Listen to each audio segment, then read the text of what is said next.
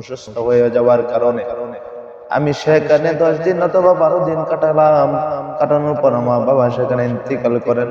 রাত্রে বেলা যখন ইন্তেকাল করেন আমার বাবা, যখন ইন্তেকাল করেন, ইন্তেকালের পরে আমার বাবার দিকে তাকাইয়া দেখি আমার বাবার চেহারা শুকরের মতো হয়ে গেছে। আমার বাবার চেহারা যখন শুকরের মতো হয়ে গেছে, আমি চিন্তায় পড়ে গেলাম।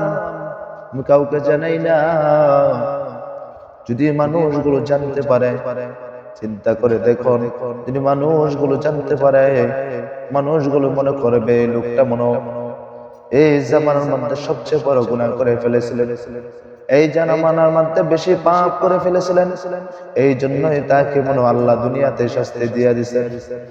এই কথা চিন্তা করি আমি যখন রাত্রেবেলা ঘুমিয়ে গেলাম, ঘুমিয়ে যাওয়ার পর আমি স্বপ্নে দেখতেছি একটা লোক আসিয়া আমার বাবার চেহারার উপর হাত বুলালেন। হাত বুলানোর কারণে আমার বাবার চেহারাটা আলোকিত হয়ে গেলেন। আমি তখন ওই ব্যক্তির দুইটা পাও জড়িয়ে ধরলাম, পাও জড়িয়ে ধরে বললাম, পাও জড়িয়ে দিয়ে বললাম, ভাই আপনি কে? তখন লোকটা ডাক দেয়া বলে, তুমি আমাকে চিনো না? আমি হলাম জনাবে মুহাম্মদ মুস্তাফা সাল্লাল্লাহু আলাইহি সাল্লাম। তিনি বললেন, ও আল্লাহর হাবিব, আপনি কি জানেন আমার বাবা মারা গেছে? আমি জানি। কেমনে ভাবে জানি জানো?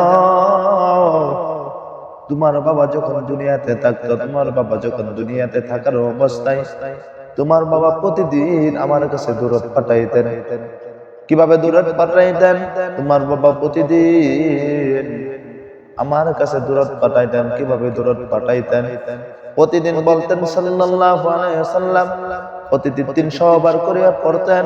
যখন 300 বার করিয়া যখন এই দূরত পড়তে থাকতেন, ফেরেশতাগণ একটা টুকরা করিয়া আমার কাছে নিয়ে বলতেন, আখিরি নবীর উম্মত আপনার কাছে পাঠাইছেন, নবীর কাছে পাঠাইছেন।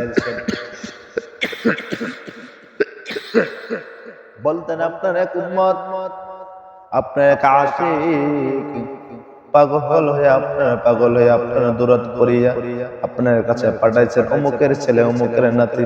এভাবে যখন আমার কাছে পাঠাইতেন, আমি কি করতাম যখন সেই দূরতটা?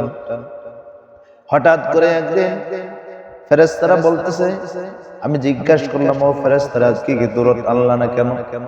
সে কি পড়ে নাই?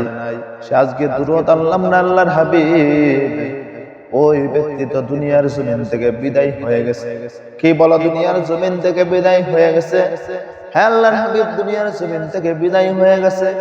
এই কথা শোনার পর আমার নবী, আপনার নবী হযরত মুহাম্মদ মুস্তাফা সাল্লাল্লাহু আলাইহি ওয়াসাল্লাম তখন কি করলেন? ওই স্বপ্নের যুগে তার কাছে চলে গেলেন।